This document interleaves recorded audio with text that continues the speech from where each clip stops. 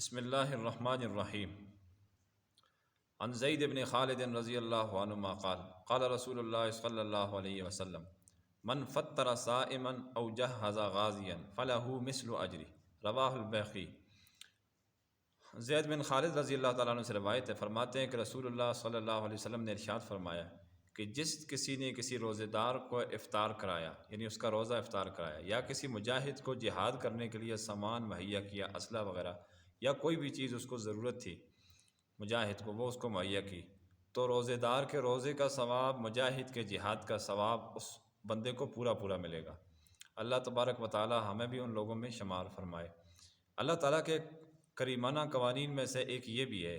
کہ کسی نیکی کرنے والے کی مدد کرنے میں اللہ تعالیٰ نے وہی اجر و ثواب رکھا ہوا ہے جو وہ نیکی کرنے والے کو ملتا ہے۔ مثلا روزے دار کو روزے کا جو ثواب ملے گا، اسی طرح مجاہد کو جہاد کا جو ثواب ملے گا، تو اس میں مدد دینے والا برابر برابر کا شریک ہوگا۔ قرآن کریم کے اندر بھی ہمیں اللہ تعالیٰ رہنمائی دیتا ہے اس سلسلے میں۔ سورۃ المائدہ کی آیت مبارکہ ہے وَتَعَاوَنُوا عَلَى الْبِرِّ وَالتَّقْوَى وَلَا تَعَاوَنُوا عَلَى الْإِثْمِ وَالْعُدْوَانِ، کہ اے مسلمانوں، نیکی اور تقوی کے اندر سپورٹ کرو، دوسروں کے ساتھ تعاون کرو، اور فرمایا کہ گناہ اور زیادتی کے اندر کسی کے ساتھ تعاون نہ کرو، کیونکہ اس کا جو گناہ ہے اس میں بندے کو اسی طرح گناہ ہوگا جیسے ظلم کرنے والے کے مطلب مدد کی کسی نے، اسی طرح کسی اور کی گناہ کی مدد کی، گناہ گار کی،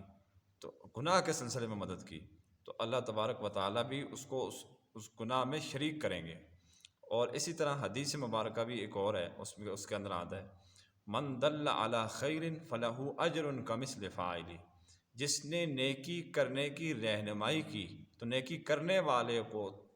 جتنا ثواب ملے گا تو رہنمائی کرنے والے کو بھی اتنا ہی ثواب ملے گا۔ تو یہ ہمیں بھی اس میں شمولیت اختیار کرنی چاہیے۔ اصل بات چل رہی ہے روزوں سے متعلق، تو روزے داروں کو افطار کرنے کا بھی رمضان المبارک میں اتنا ہی ثواب ملے گا جتنا روزہ رکھنے والے کو ثواب ملتا ہے۔ اللہ تعالیٰ عمل کی توفیق عطا فرمائے۔